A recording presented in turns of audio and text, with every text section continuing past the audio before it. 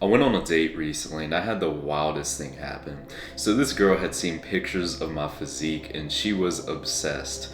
And I swear she asked me on this date, "Can I bite your arm?" And so I just started dying because that's the wildest thing I've ever been asked on a date. But it wasn't always like this. When I was younger, I grew up as the fat friend. I remember when it really hit me. I was on an Xbox party with my best friend, and I remember telling him something along the lines of like, "Dude, it hurts to breathe when I lay down," and I was asking him if he felt that too. And he straight up asked me, he was like, "Is it because you're fat?" I remember looking at myself differently that day. I realized that, damn, I am fat. I used to have no fat when I was younger, but now I actually did. After that, I became very insecure. I was the kind of guy who would go to pools and I would have a shirt on to basically hide myself. And my best friend was the opposite. He was the guy who was lean, he had abs, he was a student athlete, he could get any girl he wanted, right? And I was honestly jealous. I remember thinking oh, looks are genetic, it doesn't matter, there's no point. I'm just gonna focus on being like the class clown and being funny, and that's what would actually help. Year after year I would suffer. Deep down I knew that I didn't like how I looked, but I would just act like it didn't even matter. But eventually I snapped. I started working out in my room. I was doing push-ups, sit-ups, hammer curls with the dumbbell, and I remember I was just thinking, I need to build muscle. I need to get the physique. I need to be attractive. And then years later, I got to where I'm at now. And that date I went on the other day really made me realize how being attractive scales so much with your happiness as a guy.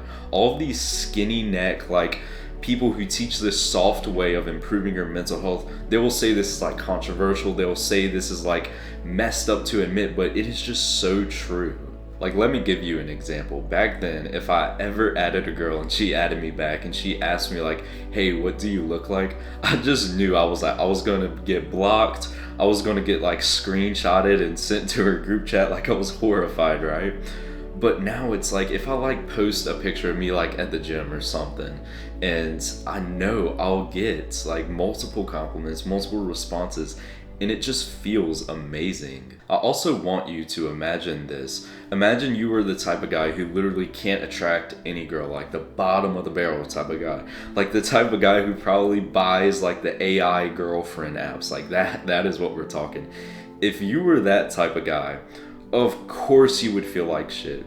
But then imagine you were, let's say, the 10 out of 10 guy. You had the face, the physique, the attention. When we put it this way, it makes it seem so much more obvious how being more attractive scales with how much more happier you will become.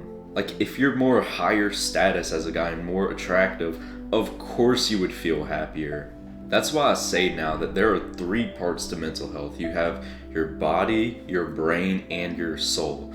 So your brain is basically going to be dopamine, anxiety, insecurity, all that stuff. Your soul is purpose and aligning your life with God. But body is going to be your health and your looks, your physique, your face, all that stuff. And you know just as well as me, so many guys in our generation focus so much on their looks. They go very extreme, right?